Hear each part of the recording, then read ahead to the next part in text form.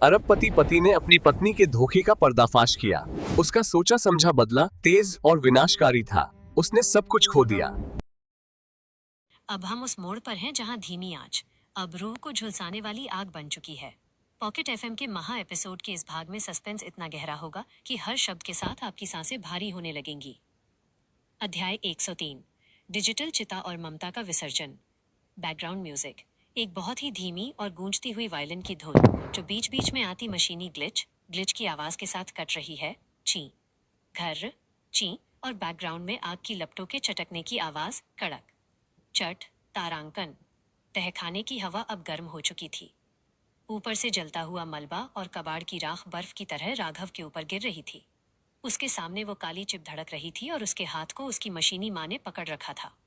उन पारदर्शी आंखों में अब ममता और कोडिंग का आखिरी युद्ध चल रहा था।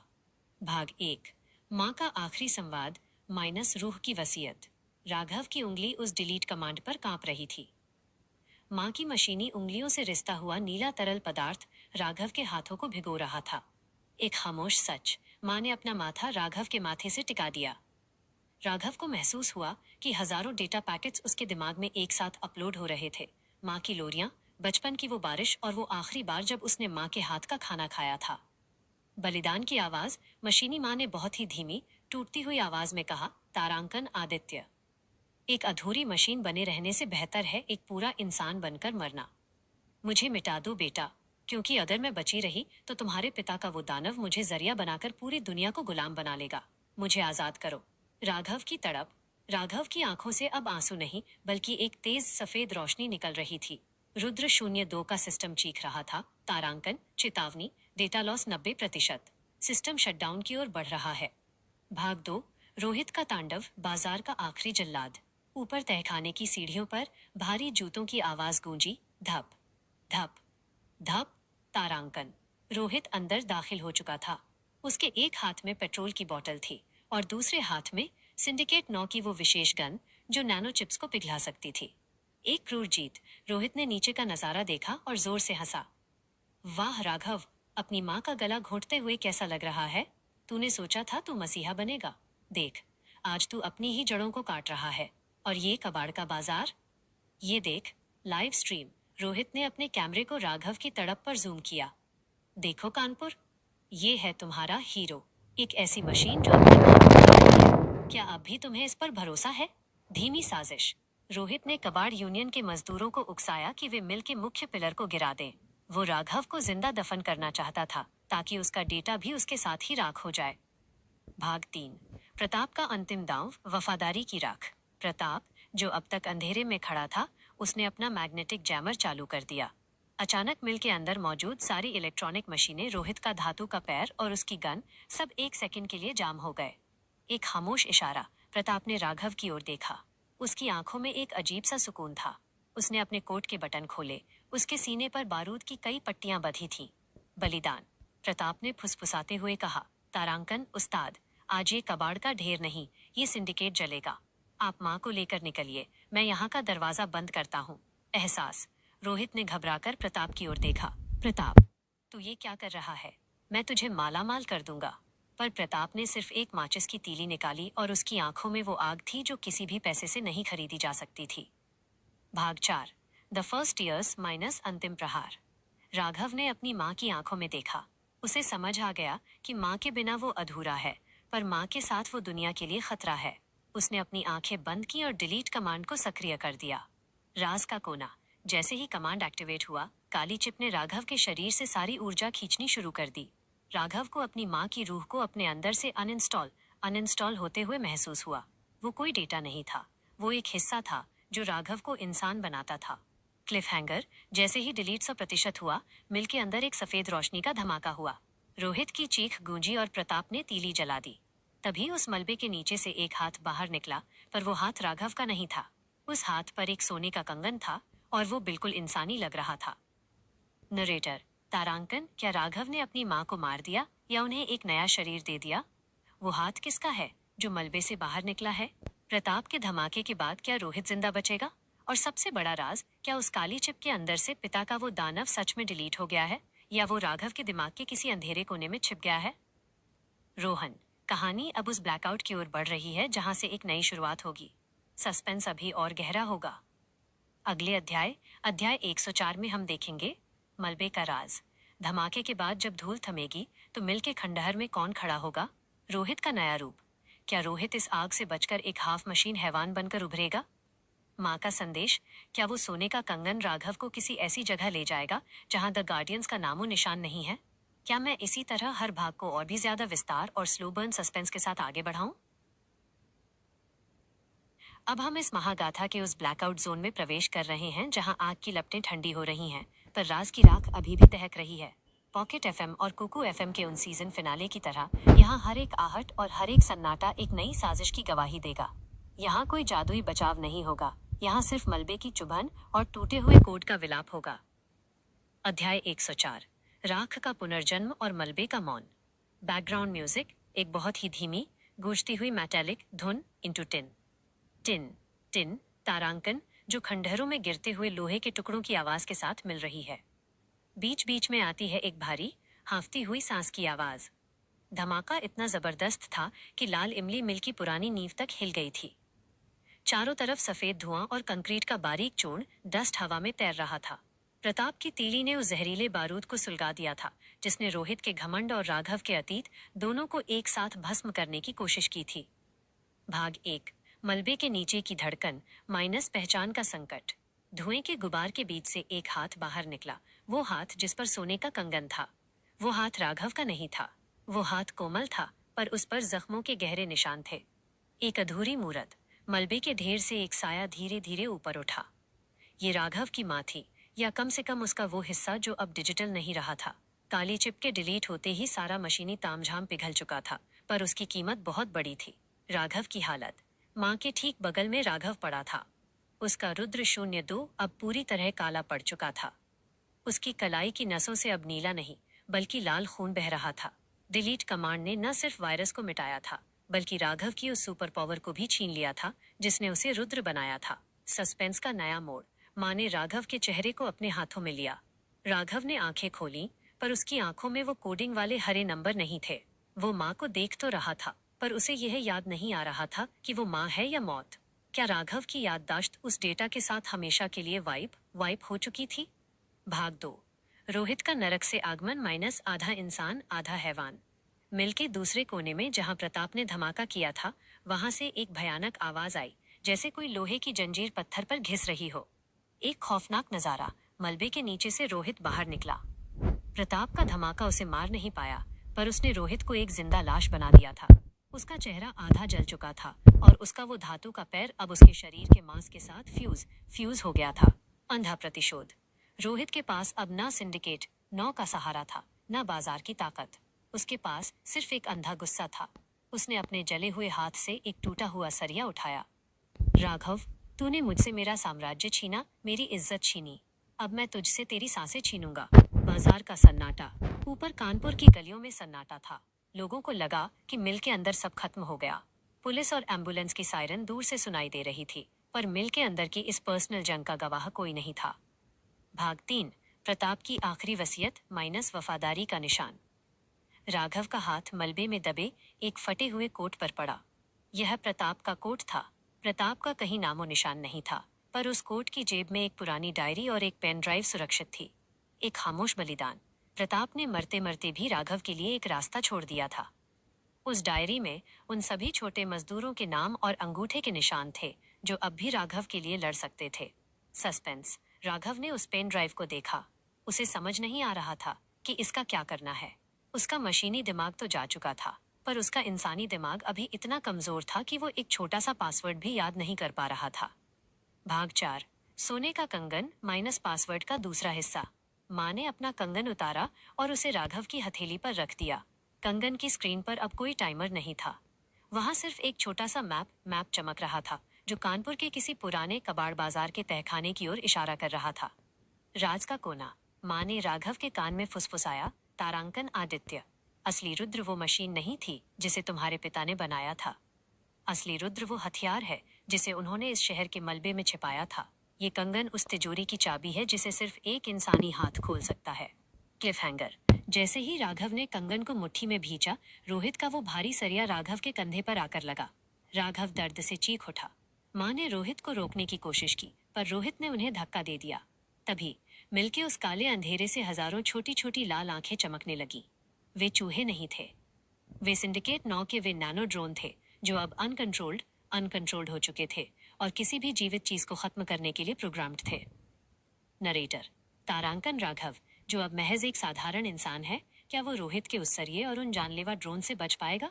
प्रताप का बलिदान क्या बेकार जाएगा? और माँ, क्या वो अपने बेटे को बचाने के लिए उस आखिरी राज को उजागर करेंगी जो इस पूरी मिल को राख बना सकता है? रोहन, अब कहानी की हर एक छोटी डिटेल रोंगटे खड़े कर देगी। साजिश अब बाजार से निकलकर सीधे रूह तक पहुंच गई है। अगले अध्याय 105 में हम देखेंगे नैनो ड्रोन का तांडव।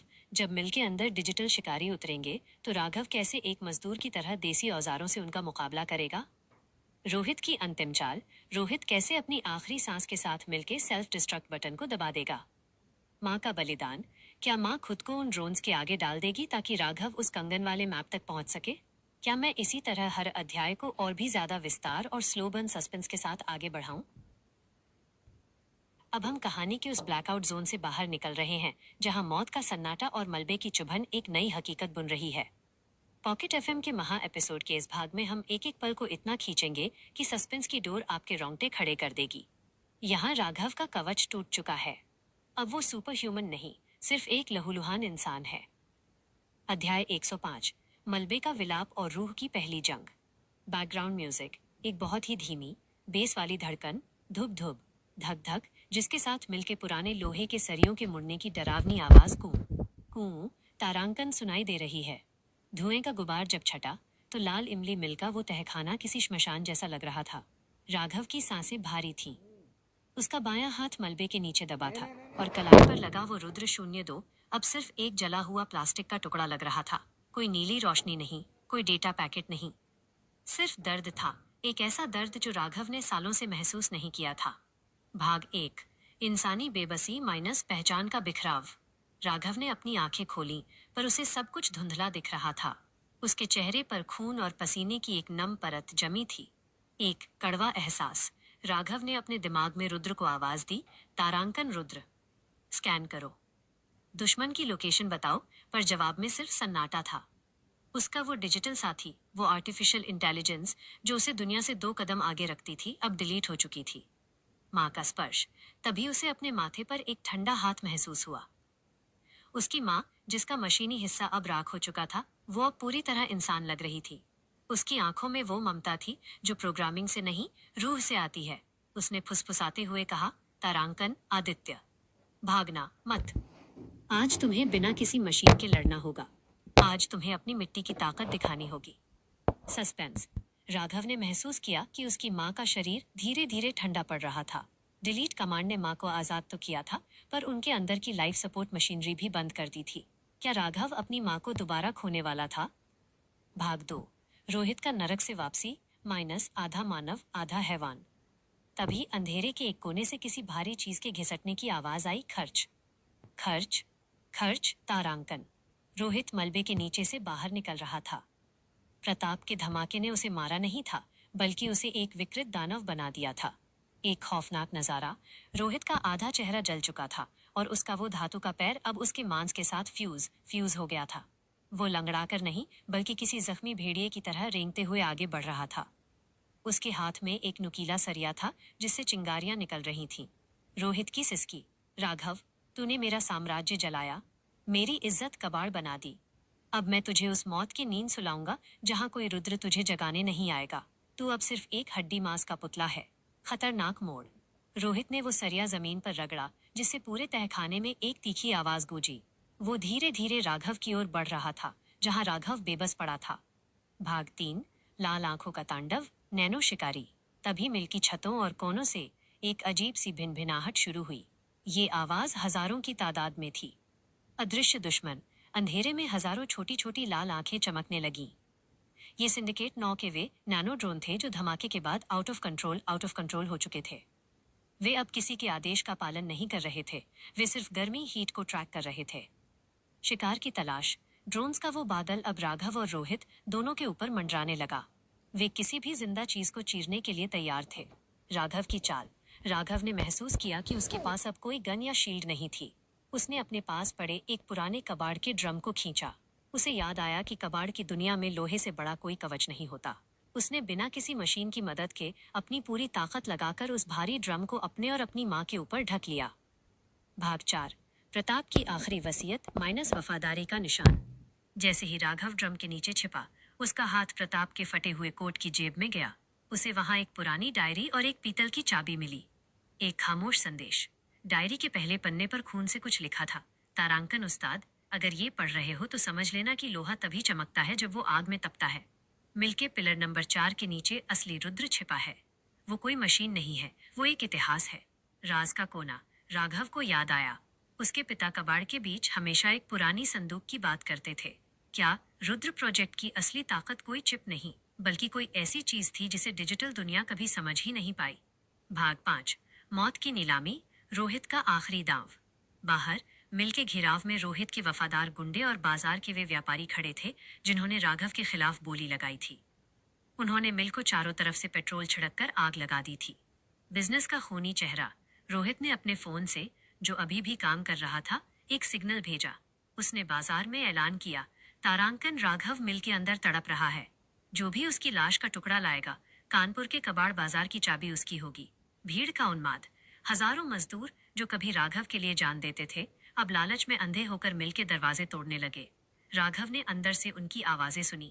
उसे एहसास हुआ कि उसने मशीन तो हरा दी थी, पर इंसानी लालच को हराना नामुमकिन था। भाग 6। सोने का कंगन और वह आखिरी आंसू। राघव की मां ने अपनी कांपती हुई उंगलियों से राघव की कलाई पर वो सोने का कंगन बांध दिया। कंगन की स्क्रीन अब काली थी, पर जैसे ही राघव का एक असली गर्म आंसू उस पर गिरा, कंगन से एक धीमी सी बीप सुनाई दी। राज का कोना। कंगन ने राघव के डीएनए को स्कैन किया। वो मशीनी रुद्र नहीं था, वो राघव की इंसानी रूह थी। कंगन के अंदर से एक छोटा सा मैप उभरा। ये मैप मिल के अंदर का नहीं था, ये कानपुर की उन तंग गलियों का था जहां राघव का बचपन बीता था। Cliff hanger. जैसे ही राघव उस मैप को समझने की कोशिश करता, रोहित का वो भारी सरिया ड्रम के ऊपर आकर लगा। खड़ाक। ड्रम पिचक गया। ड्रम के छेद से रोहित की वो जली हुई आंख राघव को देख रही थी। रोहित ने अपनी फटी हुई आवाज में कहा, तारांकन, खेल खत्म राघव। आज कानपुर के इस मलबे में तेरा नाम हमेशा के लिए दफन हो जाएगा। तभी मिलके उस अंधेरे कोने से एक साया निकला, जिसने हाथ में एक पुरानी कुल्हाड़ी पकड़ी थी। वह साया प्रताप का नहीं था, वह कोई और था। नरेटर। तारांकन, वो साया कौन है जो इस नरक में राघव को बचाने आया है? क्या राघव उस पीतल की चाबी और कंगन के मैप के सहारे बच पाएगा? रोहित अब अपनी आखिरी सांस के साथ मिलके सेल्फ डिस्ट्रक्ट बटन को दबाने वाला है। क्या राघव एक साधारण इंसान बनकर इस डिजिटल शैतान को हरा पाएगा? रोहन। कहानी का हर हिस्सा अब उस धीमी जहर की तरह है जो रगों में जम चुका है। सस्पेंस अभी और गहरा होगा, राज अभी और दूर जाएंगे। अगले अध्याय 106 में हम देखेंगे रहस्यमयी साया। क्या वो राघव का कोई पुराना दुश्मन है या कोई ऐसा दोस्त जिसे वो भूल चुका था? पिलर नंबर 4 का राज। जब राघव उस संदूक को खोलेगा तो उसमें से क्या निकलेगा? कोई हथियार या उसके पिता का सबसे बड़ा गुनाह? रोहित की मौत का तांडव। रोहित अपनी आखिरी ताकत का इस्तेमाल करके मिल को एक ज्वालामुखी में बदल देगा। क्या मैं इसी तरह इस कहानी को और भी ज्यादा विस्तार और स्लोगन सस्पेंस के साथ आगे बढ़ाऊं? अब हम इस महागाथा के उस डेड जोन में प्रवेश कर रहे हैं जहां तकनीक दम तोड़ चुकी है और सिर्फ इंसान का हौसला जिंदा है। पॉकेट एफएम के महा एपिसोड के इस भाग में हम एक एक सेकंड को इतना खींचेंगे कि सस्पेंस की डोर आपके रोंगटे खड़े कर देगी। यहाँ कोई रुद्र एआई नहीं है, कोई सुपर स्ट्रेंथ नहीं है। यहाँ सिर्फ कबाड़ है, खून है और वो पीतल की रहस्यमयी चाबी। अध्याय 106। कबाड़ का कुरुक्षेत्र और गुमनाम मसीहा। Background music. एक बहुत ही धीमी और भारी मेटालिक गूंज इंटू हुम्मम, जिसके साथ किसी के जूतों के मलबे पर चलने की चरचराहट कड़क कड़क तारांकन सुनाई दे रही है। राघव उस पिचके हुए ड्रम के नीचे अपनी माँ को सीने से लगाए बैठा था। लोहे की उस चादर के छेद से उसे रोहित की वो जली हुई आंख दिखाई दे रही थी, जो किसी शैतान की तरह चमक रही थी। रोहित का वो सरिया ड्रम की छत को फाड़ने ही वाला था कि तभी वो साया अंधेरे से बाहर निकला। भाग 1। अनजान साया और कुल्हाड़ी का वार। जैसे ही रोहित ने अपना सरिया दोबारा ऊपर उठाया, अंधेरे से एक पुरानी जंग लगी। कुल्हाड़ी हवा में लहराई और सीधे रोहित के उस मशीनी पैर के जोड़ पर जाकर लगी। एक खौफनाक आवाज, लोहे से लोहा टकराया और एक तेज चिंगारी फूटी। रोहित की एक चीख गूंजी और वो पीछे की ओर गिरा। पहचान का संकट। राघव ने ड्रम के नीचे से देखा। वो साया कोई लंबा चौड़ा योद्धा नहीं था, बल्कि एक दुबला पतला आदमी था जिसने फटे पुराने कपड़े पहने थे और चेहरे पर मैला कपड़ा बांध रखा था, पर उसके हाथ में वो कुल्हाड़ी किसी बिजली की तरह चल रही थी। सस्पेंस। वो शख्स कौन था? उसने राघव की तरफ देखा भी नहीं, बस रोहित के गुंडों और उन नैनो ड्रोन्स की ओर मुड़ गया जो भिनभिनाते हुए हमला करने वाले थे। राघव को उसकी आंखों में एक अजीब सी जान पहचान लगी। क्या वो रहमत था, या शायद रोहित का कोई पुराना शिकार जो बदला लेने आया था? भाग 2। पिलर नंबर 4 का रहस्य माइनस मिट्टी का खजाना। रोहित के गिरने का फायदा उठाते हुए राघव अपनी मां को लेकर मलबे से बाहर निकला। उसे प्रताप की वो डायरी याद आई। Pillar number 4। वो मिल के उस हिस्से की ओर भागा जहां छत अभी भी थोड़ी टिकी हुई थी। खोज की तड़प। राघव ने पिलर नंबर 4 को ढूंढा। वो पिलर पूरी तरह कंक्रीट का नहीं था, उसके नीचे की जमीन धंसी हुई थी। राघव ने अपने नंगे हाथों से मलबे को हटाना शुरू किया। उसके नाखूनों से खून निकलने लगा, पर वो नहीं रुका। पीतल की चाबी का जादू। मलबे के नीचे उसे एक छोटा सा पीतल का संदूक मिला। संदूक के ऊपर वही निशान था जो राघव के कंगन पर था। राघव ने कांपते हाथों से वो पीतल की चाबी ताले में डाली। अंदर क्या था? जैसे ही संदूक खुला, राघव की आंखें फटी की फटी रह गई। वहां कोई बंदूक नहीं थी, कोई नई चिप नहीं थी। वहां सिर्फ एक पुरानी डायरी और एक छोटा सा कांच का जार था जिसमें एक सुनहरा तरल पदार्थ, गोल्डन लिक्विड भरा था। भाग 3। रोहित का आखिरी तांडव, सेल्फ डिस्ट्रक्ट।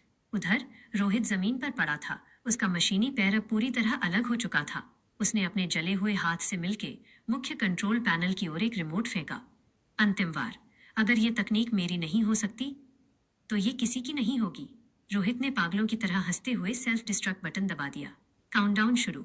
मिल की दीवारों पर लाल बत्तियां जलने लगी। 3 बजे 2:59। मिल के नीचे दबे बारूद के गोदाम में चिंगारी पहुंच चुकी थी। बाजार का खौफ। बाहर खड़े व्यापारियों और मजदूरों ने जब मिल को अंदर से कांपते देखा तो वे पीछे भागने लगे। रोहित ने पूरी मिल को एक ज्वालामुखी बना दिया था। भाग 4। स्वर्ण द्रव का रहस्य, रूह का असली रुद्र। राघव ने उस कांच के जार को हाथ में लिया। उसे समझ नहीं आ रहा था कि ये क्या है। तभी उसकी माँ ने उसका हाथ पकड़ा। उनकी आवाज अब एक रूहानी सुकून से भरी थी। राज का कोना। माँ ने फुसफुसाते हुए कहा, तारांकन आदित्य, ये तुम्हारे पिता की सबसे बड़ी खोज है। ये कोई मशीन नहीं है, ये नैनो ऑर्गेनिक सेल्स हैं।